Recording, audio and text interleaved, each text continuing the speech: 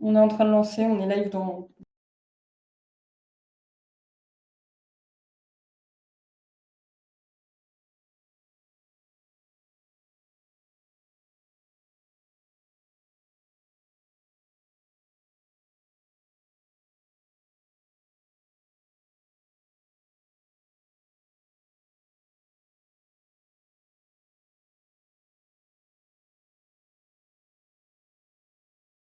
Moi, je vais avec mon ordi.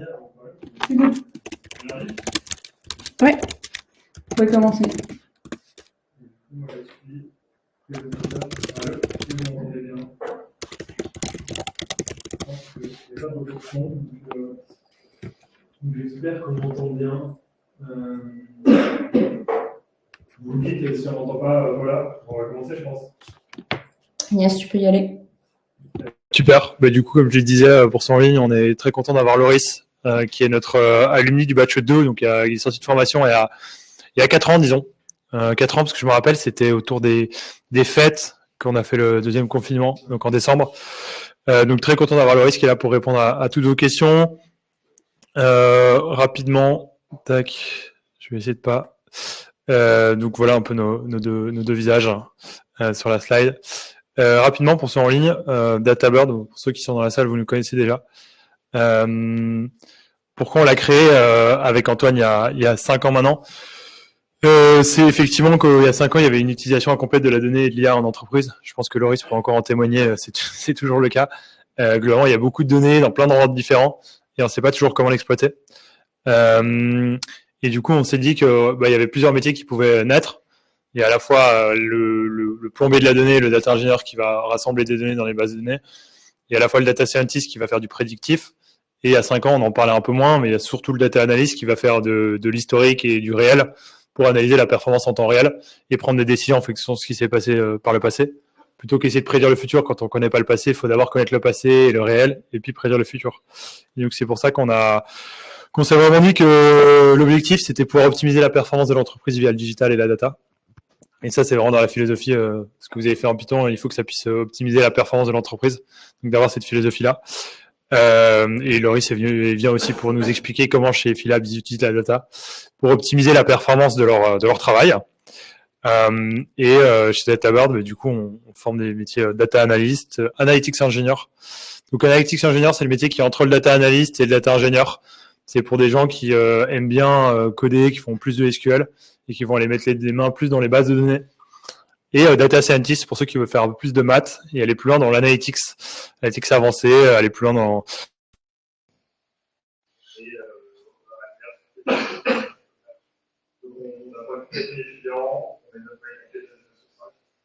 aussi. On espère qu'on va l'améliorer ou continuer à avoir une comme ça et l'améliorer avec tous nos alumni. Et on a un très bon taux d'employabilité aussi qui prouve que la donnée est vraiment omniprésente et d'autant plus avec l'IA aujourd'hui où on veut structurer des algorithmes d'IA et pour faire de l'IA, il faut de la data. Sans data, pas d'IA. Et du coup, ça montre que c'est vraiment les matières premières qui sont vraiment essentielles. Et du coup, l'idée, c'est qu'on a effectivement Loris. Je vais te laisser peut-être te présenter Loris pour donner un peu un agenda. Donc, c'est que Loris puisse nous expliquer un petit peu son parcours avant DataBird. Pourquoi il s'est formé en data, qu'est-ce qu'il fait aujourd'hui, comment s'est déroulé le début de sa prise de poste, et le retour d'expérience qu'il a pu avoir à nos côtés. Ce que je vous disais, c'est qu'on est 30 minutes de talk ensemble, et puis on est plutôt 15 minutes de questions-réponses. Donc en ligne, on va pas prendre de questions-réponses d'ici là. Dans la salle, si vous avez des questions brûlantes, on les prendra, mais essayez de plutôt les garder à la fin. Voilà. Merci. Bonjour à tous. Donc effectivement, au départ, j'étais en école de commerce avec une envie de faire de la finance. J'avais commencé à aller un peu vers la finance. C'est de là que je viens au départ. J'ai, lors de mes expériences en finance, apprécié certaines choses, notamment se retrouver dans des tableurs, travailler avec des chiffres, toute cette partie un peu justement plus la partie technique de la finance. Et ce qui me manquait un peu dans cet environnement-là, c'était que le chiffre représente quelque chose de très tangible et de moins travailler autour. des valeurs monétaires et plus de travailler autour d'autres choses qui reflètent quelque chose de la vie plus concrète. J'avais ce besoin un peu plus de rapport au concret. Et à la sortie donc de ce parcours d'école de commerce, je voulais donc ajuster un peu le tir. Et dans les options qui étaient intéressantes comme ça, avec un peu de technique et de rapport du concret, il y avait la data. Et j'ai trouvé DataBird à l'époque où il y avait les premiers échos dans les médias traditionnels, donc des découvertes de DataBird. Et je me suis lancé donc dans cette formation-là. Je suis arrivé avec un bagage, donc à part avoir fait un peu d'Excel en finance, pas un bagage de code important. J'avais fait un peu de Python en terminale, mais vraiment à un niveau très très basique. Ça s'est arrêté là. Donc voilà, arrivé un peu page vierge, si ce n'est ces petits éléments-là. Donc voilà pour l'arrivée au sein de DataBird. Je pense qu'il y aura des questions dès maintenant, on peut, que ça reste un peu interactif, que ce soit en top-down. Si jamais il y a une ou deux questions, on peut quand même les prendre, sinon on continue. N'hésitez pas à nous interrompre dans la présentation. L'idée, c'est juste de respecter le timing. On peut voir ? Allez. Du coup, le deuxième sujet, c'est effectivement pourquoi Loris, tu t'es formé dans la data. Sachant qu'il y a du background finance, tu as expliqué un peu sur les tableurs. Ouais. Ça peut aller un peu de pair. Je ne sais pas si tu veux directement aller sur. Du coup, j'ai terminé effectivement sur le fait que à ce moment-là, et encore aujourd'hui, il y a une tension sur les métiers de la data, et il y avait voilà, cet intérêt pour cet environnement dynamique que propose la data, avec beaucoup d'offres d'emploi et une évolution qu'on a vue aussi au cours des dernières années, comme l'a dit Alex, avec des métiers qui ont pris de plus en plus d'importance, et des entreprises qui aujourd'hui sont plus à l'aise aussi avec les métiers de la data, de plus en plus. C'est-à-dire que avant, il y avait beaucoup d'erreurs. Il doit y avoir encore pas mal ça, des entreprises immatures vis-à-vis de la donnée. Des grandes entreprises commencent, des entreprises plus tech commencent à bien maîtriser justement tout ça, mais il y a encore un peu de flou, et c'est un environnement en évolution continue, et c'est assez intéressant de voir voilà, tous ces concepts qui bougent dans le temps. En 4 ans, j'ai vu beaucoup de choses évoluer déjà. Donc voilà, pourquoi se former à la data, surtout cet environnement dynamique avec pas mal d'opportunités. Chez FI Absolocal, tu es là depuis 4 ans et demi, tu es allé directement en milieu fin de formation, je pense que tu avais déjà ton... C'est ça. En fait, pendant la formation, à peu près au moment où on commençait les projets de fin de formation, j'ai commencé à envoyer mes premiers CV et à chercher voilà, une entreprise pour la suite, donc sur des postes de data analyst dans la lignée de la formation. Et assez vite, j'ai donc eu un contact avec FILab, qui est une filiale de Solocal. Il s'est avéré après quelques tests techniques, un peu d'échanges, voilà, entretien classique, un parcours vraiment standard. J'ai été embauché dans cette entreprise-là. Pour situer un peu, pour ceux qui voient pas trop ce que c'est Solocal, c'est une entreprise qui a pour vocation à accompagner les TPE-PME avec des produits digitaux, donc les accompagner dans le monde du digital, des professionnels d'entreprise, des services, des artisans, voilà, des commerçants qui n'ont pas comme expertise ce monde du digital, et donc de leur proposer des solutions à industrialiser, des solutions clés en main, pour qu'ils puissent être un peu être compétitifs à l'échelle locale comme ça sur les outils digitaux, la publicité, la présence, etc. D'où l'importance de la data dans une entreprise qui a pour vocation à faire déjà dans le digital, et encore plus quand on parle de digital à volume industriel, à vendre à des milliers de clients à des produits où on veut éviter les opérations manuelles et avoir le plus de pilotage automatisé possible. Et donc c'est là où il y a beaucoup à faire. J'ai une question. Ouais. Comme tu l'as expliqué au début de ta présentation, tu es arrivé comme étant une feuille vierge au sein de DataBird. Et pendant la formation, tu as quand même postulé pour un poste de data analyst. Moi, j'aimerais bien savoir comment tu te sentais déjà à ce niveau-là, et surtout qu'est-ce que tu étais en mesure de pouvoir leur proposer, tout en sachant que tu étais encore en formation, enfin, tu n'avais pas le statut data analyst, tu n'avais pas d'expérience de ce que j'ai compris. Donc, sur quoi tu t'es basé? Est-ce que c'est par rapport à ton parcours dans l'économie, si je ne dis pas de bêtises, non? Ouais, dans la... Pardon. Voilà, j'aimerais bien savoir un petit peu plus et surtout avoir ton ressenti à ce moment-là. Quand, Ok, donc surtout du coup la sensation de légitimité, alors elle s'est construite très doucement pendant la formation en se disant ok, ça y est, je peux faire un peu de SQL, je peux faire un peu de Python, j'ai vu des outils de data viz, je sais un peu ce que c'est le machine learning, j'ai mis les mains dedans, ok, j'ai une notion, voilà, d'avoir fait ce tour d'horizon de concept. Et d'avoir cette capacité déjà à faire des choses, tout simplement. C'est déjà ça. Je dis pas qu'on arrive très confiant, forcément, mais en tout cas, la confiance, en fait, elle s'est développée surtout après. Et en fait, ce que je vais dire, en fait, qui était peut-être le plus important à dire à ce niveau-là, c'est que j'ai appris par la suite que les managers que j'ai eu à mon arrivée était assez content en fait du niveau technique quand on arrive avec ce bagage-là, en fait, juste de savoir bien manipuler des data frames Python, de savoir correctement faire du SQL jusqu'à vous avez donc sans doute je sais pas si le programme a changé, jusqu'au window function un petit peu, ce genre de, donc voilà, ça déjà c'est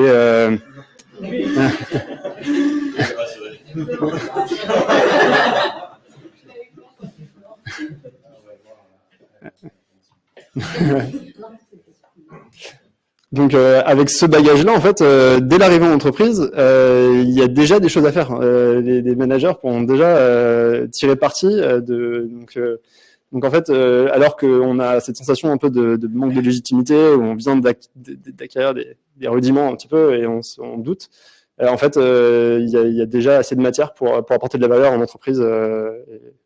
Et voilà, c'est peut-être ça le plus important comme message à faire passer. La prise de poste, on y reviendra aussi, hein, de toute façon, par rapport à ce que tu fais, un chapitre dédié pour ça et on prendra vos questions. Ouais. Donc, il y a vraiment des questions qui sortent de la prise de poste, peut-être plus sur la filiale, comme ça on structure un petit peu l'implantation de tous les sens. Combien de clients? On a, alors nous, sur nos produits publicitaires, on a à peu près 30 000 campagnes qui tournent, donc voilà, avec une gamme de produits, 30 000 campagnes, donc 30 000 clients associés, à peu près. Et, entre autres, en fait, on va avoir une gamme de produits qui va se décliner, nous, en tout cas, la partie sur laquelle on va travailler, c'est une gamme de produits qui va se décliner un peu sur le funnel de conversion. Donc, des gens qui vont vouloir imprimer, avoir de la notoriété sur Internet, des gens qui vont vouloir générer du trafic sur leur site Internet et des gens qui vont vouloir avoir des contacts pour des leads. Voilà. Et comment a été gérée la data quand tu es arrivé et comment elle est maintenant? Quelle est l'évolution? Alors, Effilab, c'était d'abord une startup, vraiment une agence de pub standard, comme il y en a pas mal, et c'était une acquisition de ce local. Et à partir de cette acquisition, ils ont en fait surtout amené la connaissance, l'expertise du référencement en ligne, enfin du référencement payant, du SEA, et la connaissance de la publicité sur les réseaux sociaux. Ils ont fait cette acquisition-là, ils ont fait aussi d'autres acquisitions avec des briques techniques autour du display, etc. Ils se sont construits un peu, voilà, une gamme de produits grâce à ces acquisitions-là et avec leur force de vente, etc. et la capacité à industrialiser. Donc la maturité en termes de data, du côté Effilab, ça a été des produits qui se sont construits avec des gens qui étaient du métier, principalement. Des gens qui étaient du métier, qui n'avaient pas forcément de formation de data, et qui ont utilisé des outils comme Dataiku, qui permettaient avec plutôt des connaissances métiers, moins de connaissances de code, construire déjà des pipelines de données, construire des rapports. Donc en fait, ce qu'il y avait comme situation quand je suis arrivé, c'est des produits qui tournaient bien. En fait, fonctionnellement, c'était pas trop mal. Mais par contre, il y avait un manque un peu de bonne pratique dans ce qui pouvait, dans ce qui existait dans les bases de données, dans le code qui existait. Et donc ça a été un peu plus ma mission qui s'est développée au fil du temps que d'apporter justement plus ces bonnes pratiques. Et après, en fait, en tuant cette dette technique, on arrive à avoir un environnement de travail, un environnement de data plus sain, et donc qui fonctionne mieux. On évite les petits bugs, développer une nouvelle feature, ça prend moins de temps, c'est surtout ça. Donc voilà, des produits qui assez matures, mais avec pas mal de dettes techniques et qui méritaient un bon coup de propre.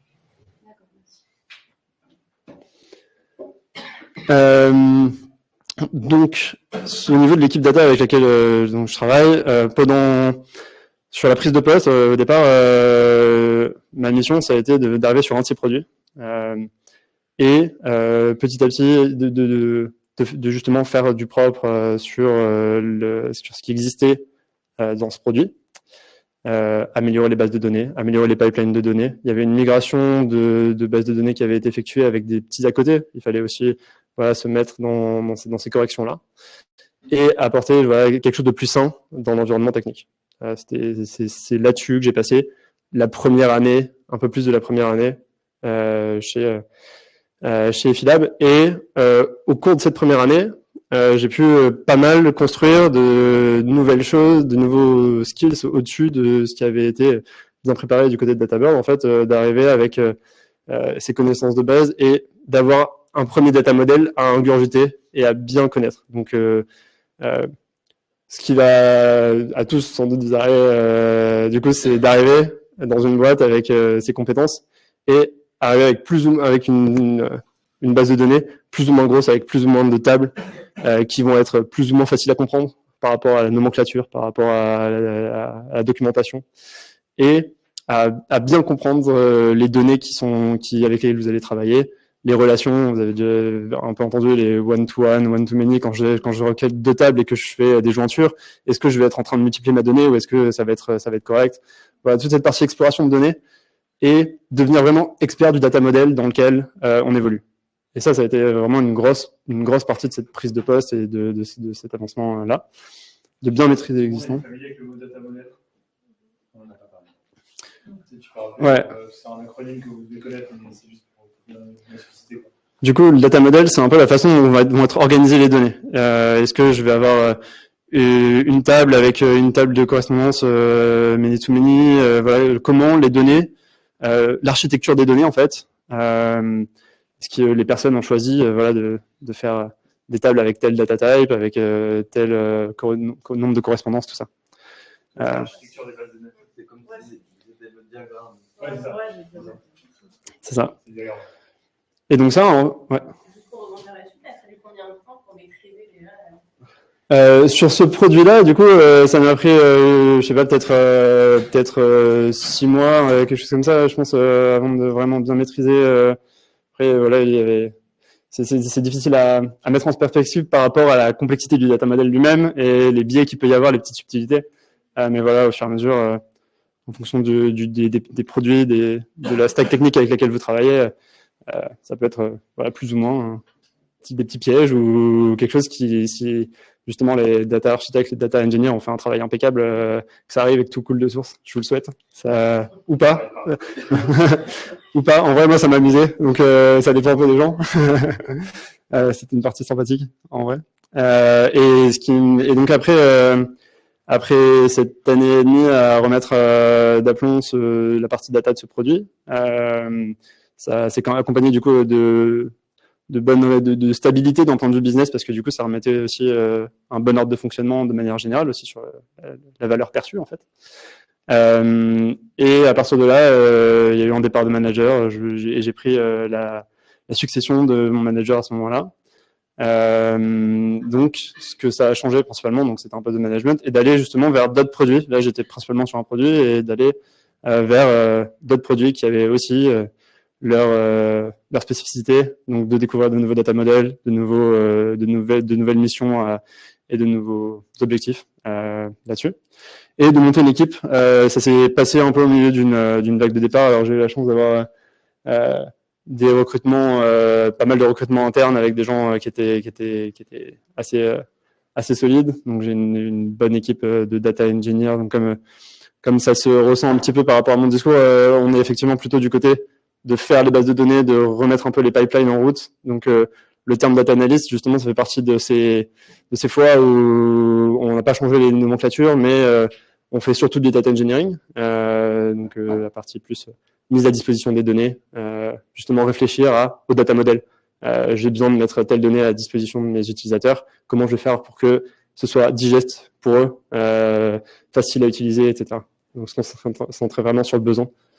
Et donc voilà, on est 5 data engineers et on travaille avec des équipes de data scientists, des équipes d'analystes qui vont être les premiers consommateurs des données qu'on va leur mettre à disposition, donc nos clients à nous en quelque sorte. Tu as fait une formation en data engineer ou tu es monté en compétence pour devenir data engineer? Je suis monté en compétences en poste. Effectivement, j'ai construit ces compétences-là avec les personnes en interne qui ont pu m'aiguiller vers des concepts et après à faire de la recherche pour comprendre les concepts et les appliquer au mieux. Donc voilà, beaucoup d'apprentissage sur le tas, effectivement, pour aller du socle de connaissances data analyst vers un socle de connaissances aujourd'hui vraiment data engineer plutôt.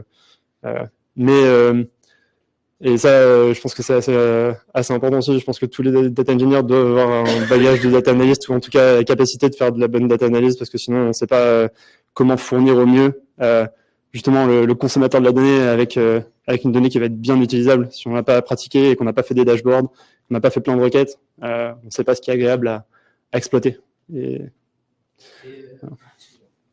Pour l'environnement technique. Ouais, alors en termes d'environnement technique, ouais, super transition. Donc les missions de cette équipe, c'est comme je disais de faire du data engineering. Donc on récupère des données de performance des campagnes publicitaires qu'on transforme, on agrège au bon niveau pour pas de gaspillage ou pas faire des tables qui vont avoir des millions de lignes qui ne sont pas être utilisées. On agrège au bon niveau, on transforme et on met ça au bon format pour que les data analysts puissent les exploiter au mieux. C'est une grosse partie de notre mission. Une autre grosse partie de la mission, c'est plus du développement Python, en fait, de faire des algorithmes qui vont piloter les campagnes. Donc, comme je disais, les produits sont automatisés autant que possible. Et les campagnes de publicité en ligne, il faut gérer des enchères, il faut gérer des budgets, il faut créer parfois des campagnes qui peuvent être un peu répétitives.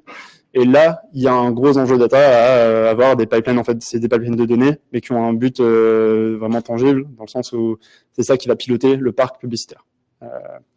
Donc là, nous, on va du coup faire une partie d'analyse nous-mêmes pour comprendre la performance de nos produits publicitaires, nos campagnes, les problèmes qu'elles peuvent rencontrer, etc. Et designer, en réponse à ça, des algorithmes qui vont piloter ces campagnes. Voilà. Et ça, de mon côté, du coup, il y a aussi cette notion un peu de product owner, pour ceux qui ont déjà vu un peu les notions d'organisation de squad des développeurs, où comme un product owner pour des développeurs, moi je vais faire un peu le travail de product owner pour des personnes qui font du développement data. Donc, qu'est-ce qu'on va faire comme feature, dans quel ordre, avec quel niveau de priorité, voilà, organiser la vie de la squad autour des livrables et d'organiser voilà, ce travail de coordination et de définition des besoins. Pour la stack technique, on a évolué, donc comme je disais, beaucoup avec Dataiku. Récemment, on évolue aussi avec de plus en plus avec Airflow. Donc Apache Airflow, c'est un orchestrateur de pipeline de données, un orchestrateur de job. Ouais, ETL. C'est un chef d'orchestre. Non, mais Airflow, c'est un orchestrateur, c'est un chef d'orchestre, c'est lui qui va dire d'abord tu fais cette requête. Ouais. Airflow, c'est vraiment un chef d'orchestre qui va dire ok, bah on va avoir, parce qu'un DAG, c'est un diagramme qui va segmenter les différentes étapes de transformation de la donnée et qui va dire ok, bah tu vas prendre ces données d'un point A, ensuite tu vas faire cette requête là, par exemple une somme, ensuite tu vas faire cette requête là un groupe by, ensuite tu vas faire cette requête là une jointure, ensuite et il va segmenter toutes les requêtes SQL voire Python que vous voulez faire dessus et ensuite il va la mettre autre part. Et du coup lui c'est le chef d'orchestre qui va dire à par exemple BigQuery ou SQL, qui va l'allumer et l'éteindre, et qui va dire maintenant tu t'allumes, tu lances ça, maintenant tu l'envoies là, maintenant tu le... Et c'est lui qui va coordonner, c'est pour ça qu'on appelle ça un orchestrateur, qui va coordonner toutes les étapes de transformation de la donnée. Et la grosse valeur d'Airflow, c'est que c'est tout en Python. La définition justement de l'ordonnancement des tasks, des tasks que tu as à effectuer, elles vont être définies en Python, donc c'est très flexible à partir du moment où on connaît le Python, on peut faire une infinité de choses. Et surtout bien définir les dépendances entre les tasks. C'est là où il y a un intérêt à utiliser Airflow, c'est quand il y a beaucoup de dépendances entre les si ça se passe bien, je veux que tu fasses ça, si ça s'est pas bien passé, je veux que tu fasses plutôt ça, et autant de complexité que nécessaire par rapport au pipeline à exécuter. Donc ça c'est pour la partie vraiment orchestration ETL. Et derrière, donc effectivement sur Airflow on va exécuter soit des requêtes SQL directement, soit du code Python. Qui va être exécuté. Airflow va dire à une machine virtuelle, exécute ce morceau de Python en fait. Et voilà. Metabase, ça va être l'outil principal qu'on utilisera pour la partie DataVis. Donc l'intérêt de Metabase, c'est que c'est branché directement sur les bases de données. Donc on fait du SQL dans Metabase. On peut aussi l'utiliser en no-code et faire des graphes assez rapidement. C'est assez agile. De ce point de vue-là. On utilise aussi Power BI dans les outils de DataVis plus traditionnels. Et en termes de base de données, on va travailler beaucoup avec du PostgreSQL, donc pour les bases de données relationnelles, et avec du BigQuery pour les bases de données non relationnelles. Voilà, je ne sais pas si vous avez déjà un peu exploré cette partie-là, mais certaines vont être plus intéressantes pour certaines choses et d'autres pour d'autres choses. Et pour finir, juste sur l'organisation de la squad, Jira, mais c'est pas un outil de data en soi, c'est juste d'organisation. Voilà. Du coup, ça va servir à des besoins un peu différents. Pour Power BI, on va préférer l'utiliser quand on a des rapports assez complets et qui sont assez stables dans le temps. Des utilisateurs plutôt macro-utilisateurs du management ou d'un pilotage pas très qui a pas trop l'habitude de forcément d'avoir des besoins qui vont évoluer. Alors que mais sur Power BI, déployer des nouveaux dashboards, ça peut être parfois un peu plus fastidieux que sur Metabase. Et donc sur Metabase, on va avoir des utilisateurs un peu plus du quotidien en gros et être très agile sur la mise à jour des requêtes, des dashboards. Voilà, ça permet de faire de l'exploration assez facilement aussi.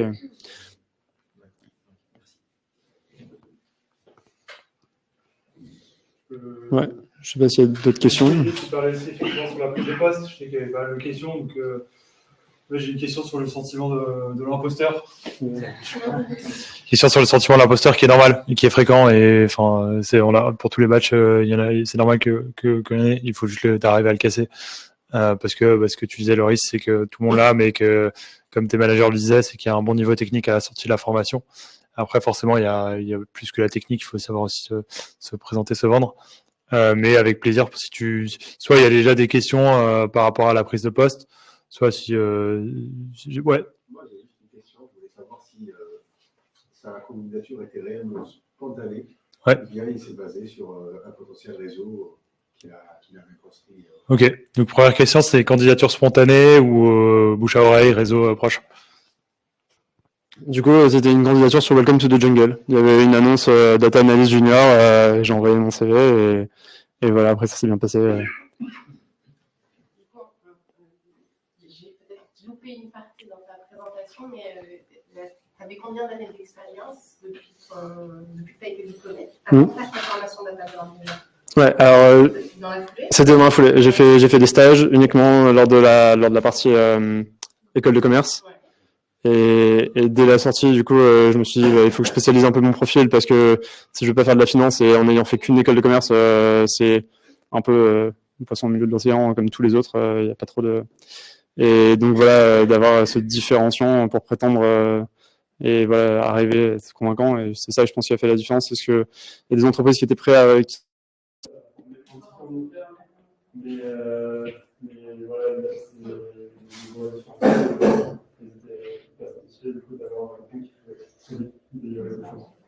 et sur l'annonce sur laquelle tu as postulé, c'était profil jeune diplômé. Junior, c'est le profil de junior.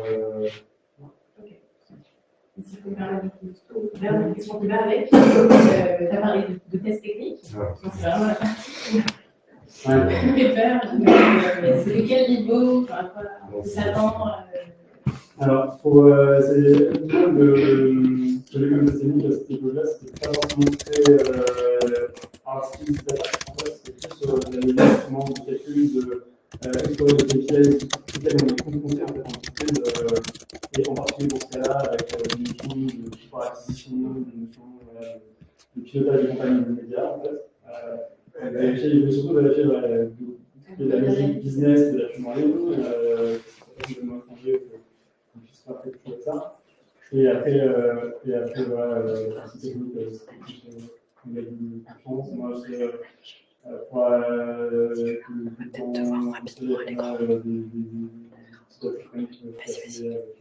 Merci en tout cas pour ton aide. quelques questions à répondre à cette analyse de faire C'est pas grave. sur le moment, pour des parents pendant tout ça.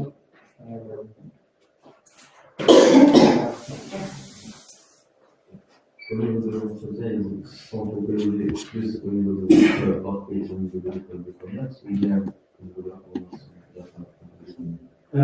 Pour eux, c'était vraiment important. En fait, c'est déjà la capacité à comprendre le business et à prendre des bonnes décisions en business et en fait que ça se retranscrit dans la data.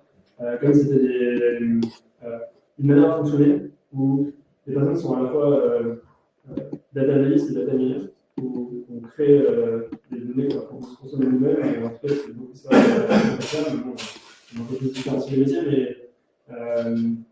il y avait quand même une bonne autonomie et donc il fallait avoir une confiance dans la capacité des personnes à bien comprendre les logiciels de campagne, à bien designer et répondre aux besoins clients comme ça. Donc, je pense que de manière générale, de toute façon, dans les métiers de la data, et même sur les data les plus techniques, comme les data engineers, il y a que des gens avec le métier, c'est vraiment la chose qui fait la différence.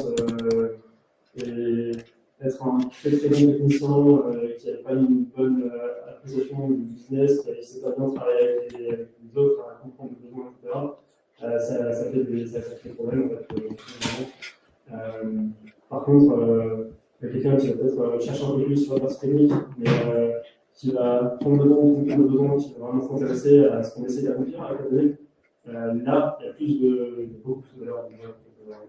De développer, de passer des semaines à développer, en fait, c'est pas compliqué, il y a beaucoup de besoin. Et ça arrive vraiment beaucoup dans l'entreprise.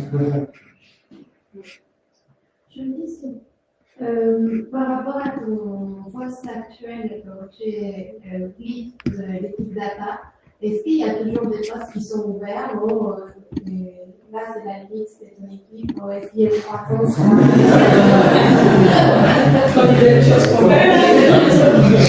Non, mais juste pour savoir, parce qu'on parle de l'attention de métier, mais en fait, tout le monde dirige vers la data et je pense qu'il y a beaucoup plus de personnes qui cherchent des types de postes. Ouais, alors dans mon équipe, on parle dans l'industrie, en général. Moi, l'analyse que j'en fais aujourd'hui, c'est que, comme je disais, en fait, les entreprises déjà, elles montent en maturité par rapport à. Il y a quelque chose qu'a dit Alex au départ. On veut faire de l'analyse, mais il faut déjà avoir des données à disposition à analyser. Il y a des bots qui vont se dire, il faut vraiment qu'on fasse de la data science, il faut vraiment qu'on fasse de l'IA, ou qui vont directement avoir un peu des buzzwords, des grandes idées. Mais en fait, il y a un peu une pyramide des besoins dans la data, et il faut déjà qu'il y ait des données à consommer, que les données soient bien stables, qu'elles aient été correctement travaillées.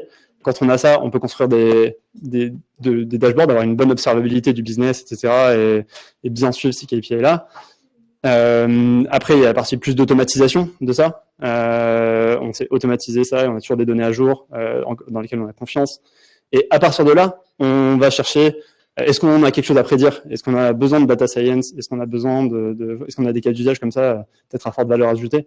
Mais si on va directement sauter les étapes là-haut, en fait, un data scientist qui n'a pas de données, de bonnes données, il va faire une prédiction qui va être nulle et il y a rien à en tirer.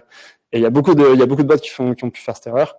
Et donc, au fil du temps, les boîtes, elles ont toujours des besoins parce que elles sont justement en train de chacune à leur rythme, en fait, de monter en maturité sur ces concepts-là. Voilà, ça c'est une partie de mon analyse. Sur la partie data analyst, donc il y a des besoins en continu. La partie data engineer a eu pas mal de montées, je trouve, sur ces 4 dernières années, justement, parce que après un peu la grosse arrivée de la data dans ces écosystèmes, il y a eu justement, ok, on va avoir des data analysts et il faut aussi que du coup, après, il y a des boîtes qui ont fait ça à l'envers. Ok, on a des data analysts maintenant, on a besoin de données pour eux sur lesquels ils vont pouvoir travailler. Et donc, on a besoin de data engineers. Mais donc voilà, ce marché, il bouge et donc toutes les boîtes vont avoir voilà, les besoins sont grandissants de toute façon.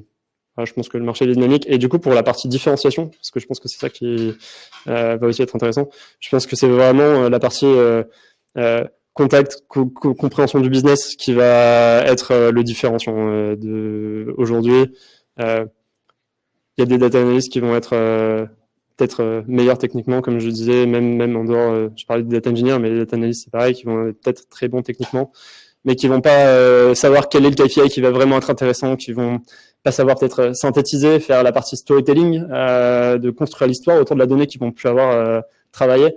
Et le différenciant pour moi, les bons data analysts, c'est pas forcément les plus techniques. Donc je dirais voilà, d'avoir cette bonne compréhension du business, ça restera, à mon avis, le différenciant numéro 1. Et du coup, comment développer justement cette partie business, compréhension du business, parce que du coup, on n'a pas tous les mêmes profils et c'est juste pour pouvoir justement se différencier et essayer d'appréhender ce côté-là justement business, comment ça se passe, comment on peut le mettre en place. Pour moi, c'est surtout de la curiosité une fois qu'on arrive en entreprise, parce que forcément chaque business est un peu différent et voilà, d'aller au contact, de poser beaucoup de questions, s'intéresser à la donnée, c'est bien, s'intéresser au métier et aux besoins des clients, aux besoins ça devrait être la première étape avant même de se poser effectivement la question du data model, peu importe les questions techniques, d'aller vraiment poser les questions, découvrir l'entreprise et un peu son historique, un peu voilà, qui sont les clients, de quoi ils ont besoin. C'est surtout, à mon sens, d'aller voilà, juste de la curiosité, de chercher à comprendre, de pas s'arrêter à la data et d'aller creuser de ce côté-là. Moi, j'ai une question. Du coup, tu as été data analyst à la base. Pourquoi tu as fait la transition de data analyst à data engineer? Et maintenant, juste là-dessus mes questions. Maintenant que tu es data leader, est-ce que tu considères qu'il faut avoir été aussi data analyst et data engineer, avoir la double casquette pour bien comprendre le rôle de la data? Ouais. Donc effectivement, pour la deuxième partie de la question, pour devenir data engineer ou en tout cas avoir ce type de métier où on travaille moins avec la donnée la finale, même si je sais pas s'il faut à tout prix avoir été data analyst, je peux pas dire ça avec un aplomb complet, mais en tout cas il faut avoir la capacité de le faire, s'être mis un peu dans la peau d'un data analyst quelque temps et de s'être posé les questions que se pose un data analyst. Ouais.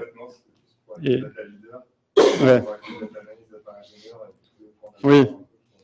Du coup, il y a effectivement des organisations où tu vas avoir t'as des organisations plus ou moins verticales où tu vas avoir des gens qui vont définir le besoin, qui vont pas forcément être experts techniques, des organisations comme la nôtre où je vais être directement manager, mais c'est pas.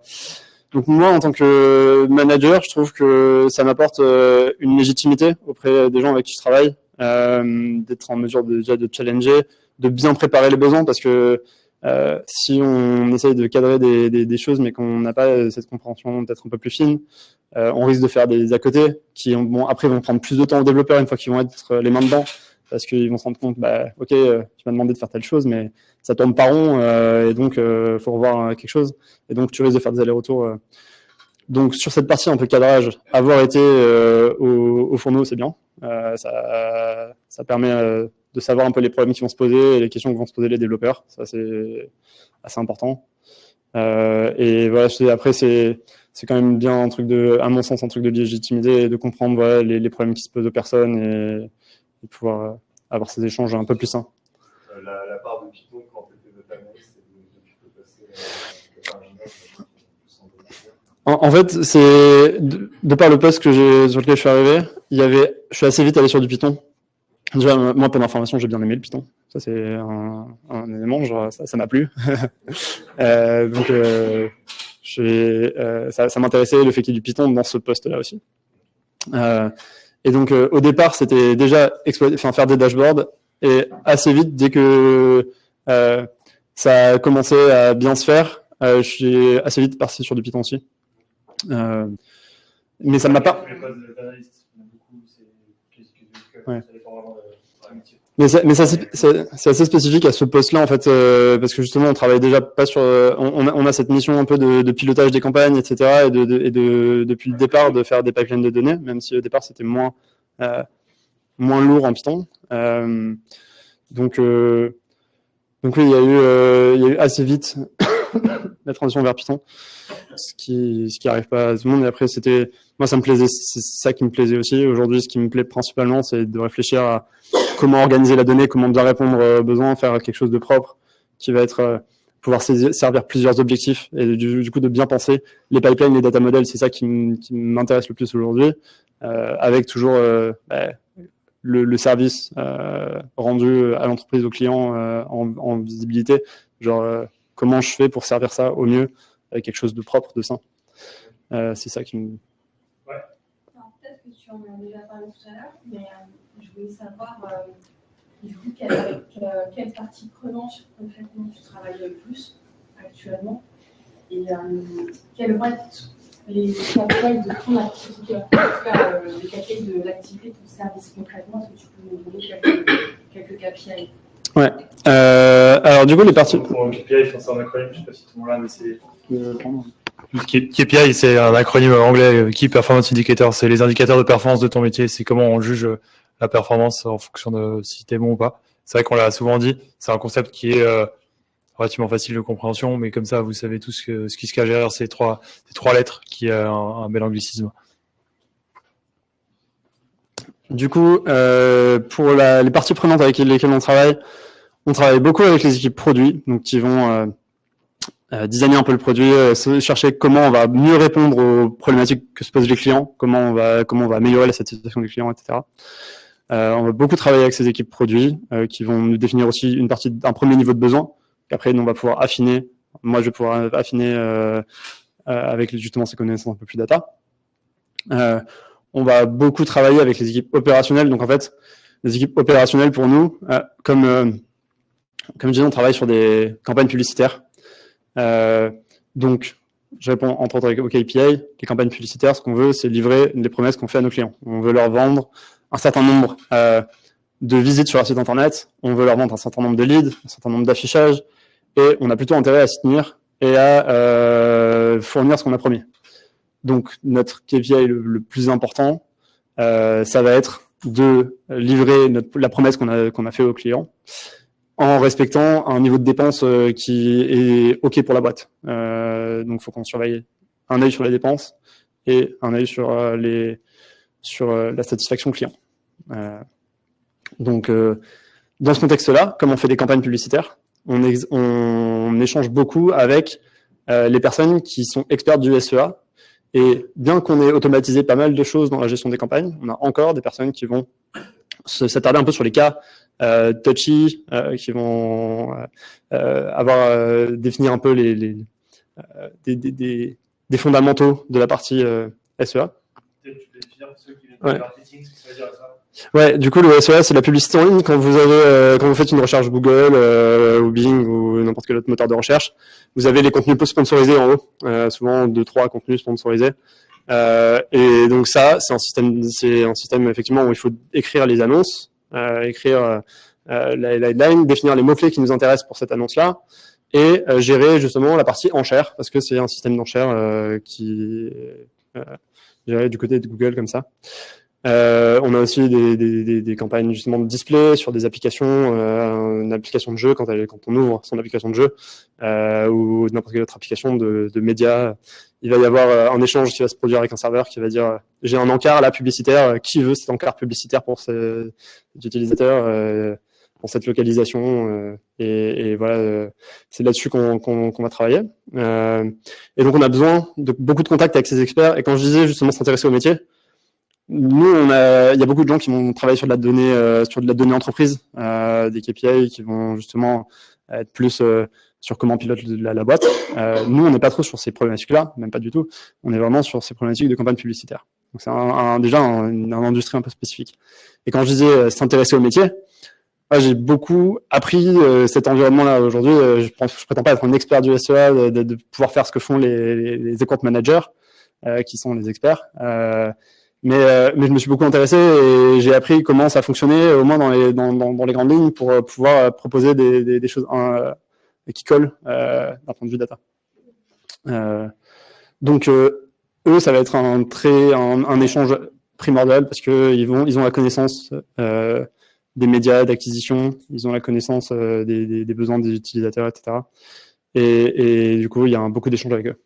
Donc voilà, les deux principaux interlocuteurs, le produit et les account managers, les experts des médias d'acquisition. C'était une dernière question et puis on passe à la section suivante. Ou les deux dernières, si vous voulez. Savoir, du coup, la place de l'IA générative dans la data. Ok, alors du coup, nous, la partie Gen AI, on a commencé à l'implémenter surtout sur des cas d'usage déjà entreprise. Donc, connaissance entreprise, là où il y a la documentation des produits, etc. Il y a des projets comme ça dans l'entreprise, donc ça c'est moins data, relié à la data, mais c'est un usage souvent les documentations d'entreprise, il y en a partout, il y a des choses obsolètes, et en fait d'avoir une IA générative qui va s'intéresser un peu à ce qui se passe dans la documentation et à laquelle on va pouvoir poser une question et qui va savoir dans la doc où trouver l'information intéressante, c'est pas mal, ça évite de passer des heures à chercher et en fait trouver un truc qui date de 2018 et qui marche plus. Donc ça c'est un cas d'usage assez répandu je pense dans les boîtes. Nous on a pas mal de cas d'usage aussi de génération de contenu. Donc les sites internet c'est bien quand il y a des choses dedans, ça marche mieux sur Google etc. Et donc voilà, il y a pas mal d'usages là-dessus. Même les posts LinkedIn aujourd'hui il y en a de plus en plus qui sont générés par IA etc. Donc là-dessus il y a pas mal de choses qui se font. Et après, il peut y avoir des cas d'usage qui vont juste simplifier ce qui avant nécessitait des algorithmes de machine learning un peu compliqués, custom, faits dans les entreprises. Je pense notamment à des anonymisations. Avant, tu voulais anonymiser une chaîne de caractères, ça pouvait être pour des contraintes RGPD, ça pouvait être assez compliqué en fait. Et aujourd'hui, une IA générative, elle sait plutôt bien savoir qu'est-ce qui est une donnée personnelle et qu'est-ce qui n'est pas une donnée personnelle. Donc ça fait gagner en dette technique, notamment. Pour préciser peut-être la question. Je ne sais pas si la question est orientée dans ce sens-là, mais moi j'entends souvent la question est-ce que l'IA générative va remplacer le data analyst? Du coup, ça peut être aussi une question. Pour avoir ta conviction là-dessus. C'était ça aussi, mais c'était aussi pour savoir justement concrètement, par exemple, quand on l'aide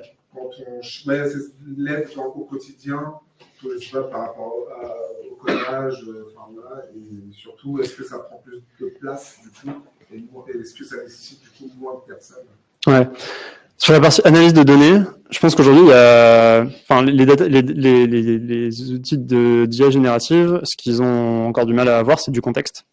Quand on a des bases de données compliquées, pas très bien documentées, et que de toute façon l'IA n'a pas la capacité de scanner toute la base de données, là il y a des problèmes qui se posent vis-à-vis du contexte, etc. Et c'est là que la capacité d'un être humain à chercher, elle va être différenciante par rapport à l'IA. Donc aujourd'hui les IA vont pouvoir générer un peu des rapports, des petites data viz un peu bateau, à mon sens. Donc pour, je sais pas, du Power BI, de l'intégration, mais elles vont pas avoir la perspicacité d'un data analyst qui se pose un peu des questions et qui s'intéresse à ce qu'on essaie de faire. Et pas la compréhension justement un peu fine si le data model est un peu compliqué, etc. Donc voilà, il y a ces limitations là, moi que je vois sur la partie analyse. Après sur la partie programmation. Moi, j'ai pris un peu le parti de dire que l'IA, c'était super pour accélérer les développements des développeurs qui savaient déjà faire beaucoup de choses par eux-mêmes. Et qu'en fait, c'était pas un très bon outil pédagogique. Ça, c'est, à mon avis, quand on veut apprendre quelque chose, aller chercher sur Stack Overflow et de voir 4 développeurs qui se battent un peu pour savoir quelle est la solution la plus intéressante, bah, on apprend des choses en fait dans cette conversation-là et avec une pluralité un peu d'opinions. Là où une solution qui va être envoyée directement par un GitHub Copilot, si on n'a pas un peu pris, si on prend pas un peu le temps de comprendre, qu'on s'arme pas d'esprit critique vis-à-vis de ce qui a été proposé par l'IA, ça peut être un peu dangereux et voilà, on peut vite être un peu débordé par ces choses-là. Donc faut l'utiliser un peu avec un peu de maturité, je pense, l'IA, et comme un accélérateur, pas comme un remplaçant. C'est aussi voilà pour soi-même intéressant. Donc ça, c'est un élément. Nous, là où on s'en sert, nous, on l'a mis à disposition des développeurs du coup qui avaient déjà un peu d'expérience, pas forcément auprès des développeurs juniors, quitte à ce qu'ils perdent un peu plus de temps. Au moins, je pense qu'ils peuvent apprendre plus de choses par eux-mêmes. Et comment? Ouais, du côté junior, moi, je fais le choix en tout cas que de privilégier de la recherche internet un peu plus consommatrice de temps, mais plus pédagogique. Et après, d'utiliser l'IA une fois que la personne sait faire déjà beaucoup de choses et a un peu pris ce réflexe-là, d'aller accélérer les développements avec du GitHub Copilot, par exemple. Il y a des choses sur lesquelles moi, j'ai vite sauté sur l'IA quand même, notamment les regex, les expressions régulières en code. Je ne sais pas si vous en avez déjà un peu vu, mais moi j'ai trouvé ça un peu imbitable quand j'ai appris comment ça fonctionnait les regex. Et donc, c'est un espèce d'encodage en fait pour trouver des chaînes de caractères dans le texte. Voilà, des trucs qui vont un peu se répéter, qui vont être un peu similaires. Et donc l'encodage il est pas très c'est pas du tout du langage naturel quoi. Et donc l'IA assez vite pour ce genre de choses c'est assez pratique, j'ai trouvé. Voilà. Donc il y a des petits cas d'usage comme ça au cas par cas, et après voilà, je pense que l'IA c'est un bon accélérateur quand on a déjà un bon bagage. Une petite dernière question, moi. Moi, en fait, je revenais sur la partie recrutement. Tu as parlé de toute la partie en fait, d'entretien, où si la personne est à l'aise, pour voir par sens business, elle va trouver les bons KPI. J'aurais revenir en fait, sur la partie avant, en fait, au niveau du recrutement. Donc, toi, on prend le cas, en fait, tu vas recruter un nouveau data analyst, junior par exemple. C'est quoi la liste de critères que tu as donné à ton recrutement, à la personne RH qui est en charge de recrutement, pour dire en gros, je veux que tu me fasses un filtre sur toutes les candidatures qu'on va avoir. Est-ce que ça va être juste expérience, ou s'il n'y a pas d'expérience en data analyse, est-ce qu'il y a nécessité d'avoir suivi une formation comme DataBird, le wagon ou autre, une certification? Est-ce que ça c'est quelque chose que tu vas regarder ou pas, s'il y en a, et s'il y en a lesquels existent? Ouais.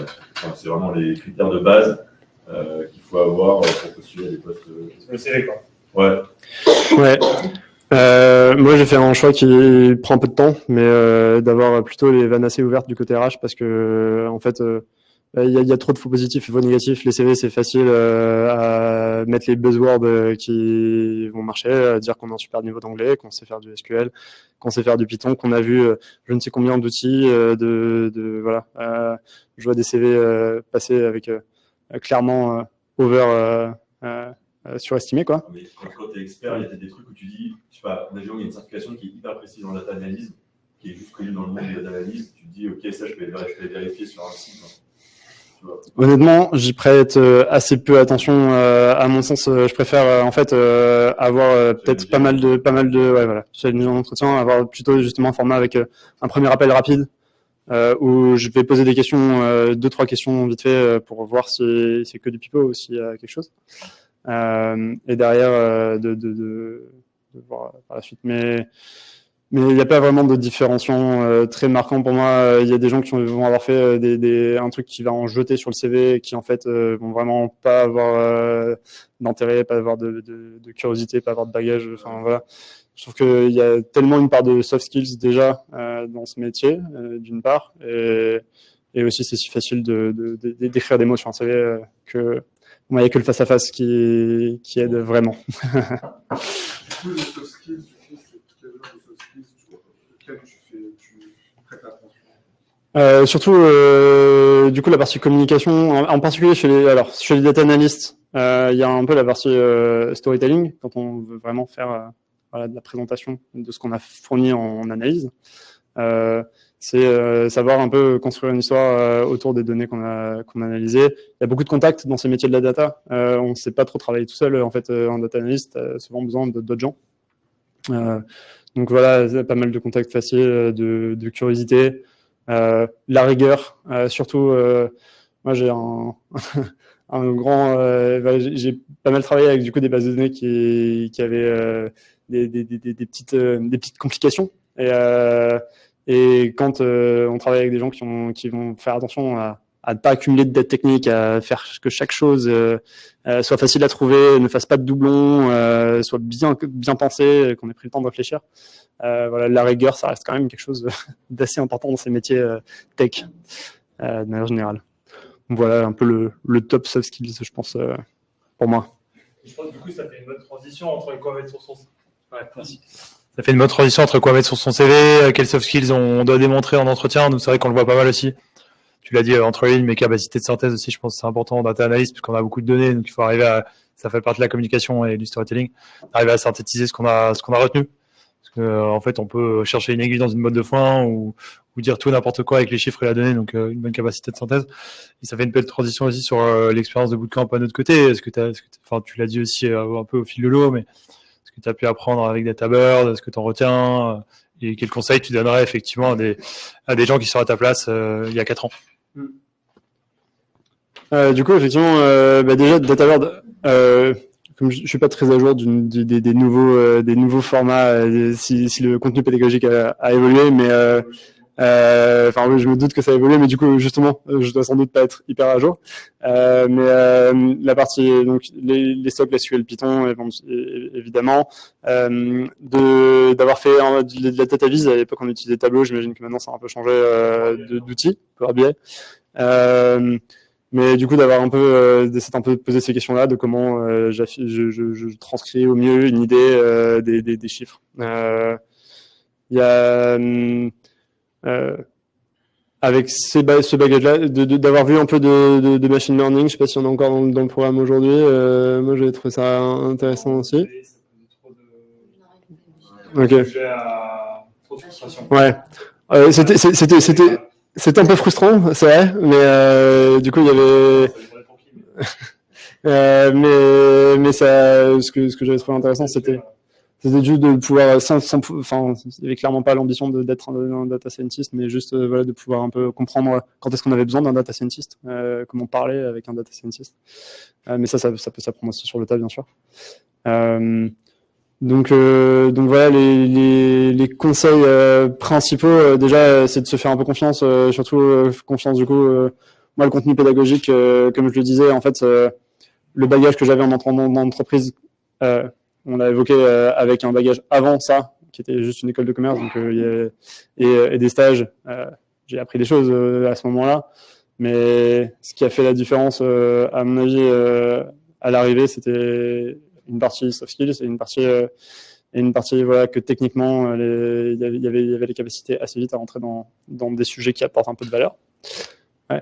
Et du coup, comment tu t'es senti pendant la formation avec des concepts que tu n'avais pas forcément vus avant, notamment avec le langage SQL, avec le Python? Est-ce que ça rentrait tout de suite? Est-ce que il y avait parfois, c'était un peu plus compliqué? Enfin, on n'a pas tous les mêmes facilités. Ouais. Et du coup, moi, je me mets dans la catégorie de personnes où c'est un peu plus, ça prend un peu plus de temps. Donc c'est pour ça, je redoute aussi la fin de formation. Je me dis, quand je vais terminer même cette formation, je ne pense pas que je vais maîtriser encore les modules qu'on a vus. Et du coup, j'ai l'impression que je ne me sentirais pas prêt pour aller ensuite démarcher quelque chose de concret dans l'analyse de données. Moi, le souvenir de la formation que j'ai, c'est surtout que je m'étais bien amusé en fait, que genre apprendre des trucs, c'était vraiment cool.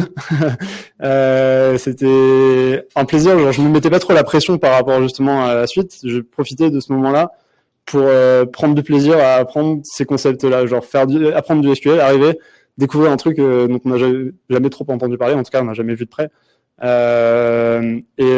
Et de galérer un peu, d'avoir le petit déclic, ok, j'ai compris comment ce truc-là il marche, et après de débloquer un peu les concepts comme ça. Enfin, pour moi, c'était vraiment une expérience genre intéressantes où je ne mettais pas la pression tant sur le résultat, mais surtout voilà, j'appréciais ce moment-là d'apprentissage. Avec Python, c'était pareil.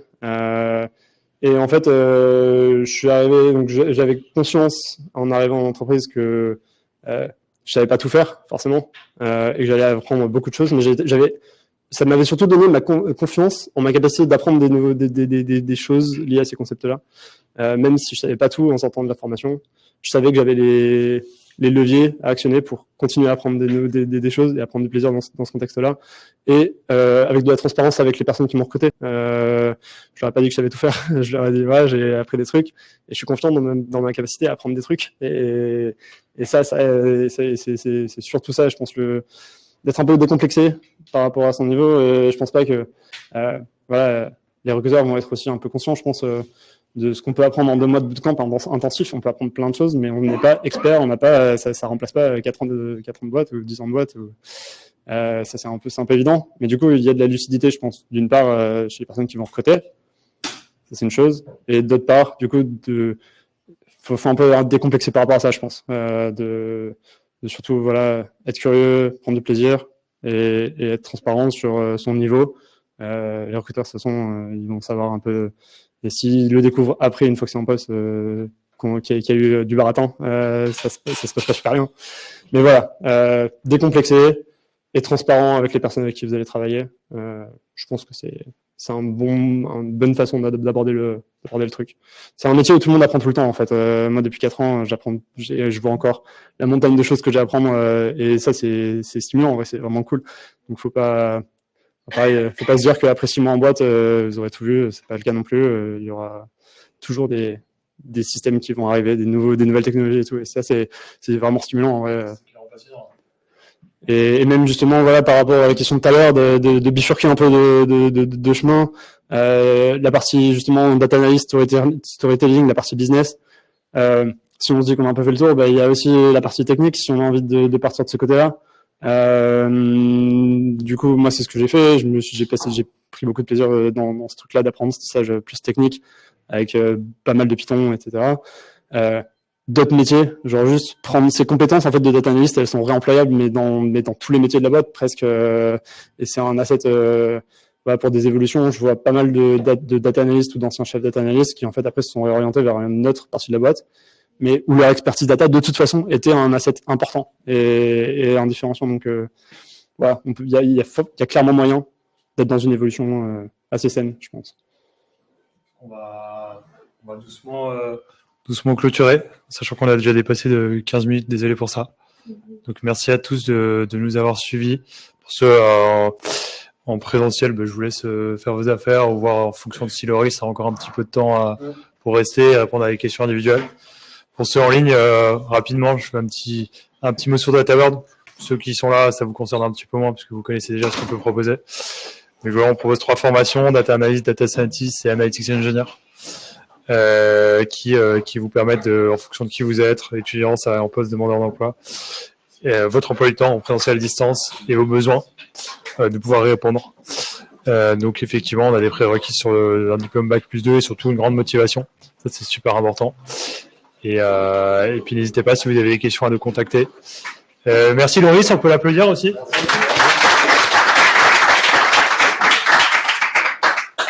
Merci d'être venu témoigner. Moi, ça me fait particulièrement plaisir aussi de voir qu'un alumni 4 ans et demi après revient. C'est plutôt bon signe. Donc très content de l'avoir eu. Et puis bonne continuation à ce en présentiel et à très vite.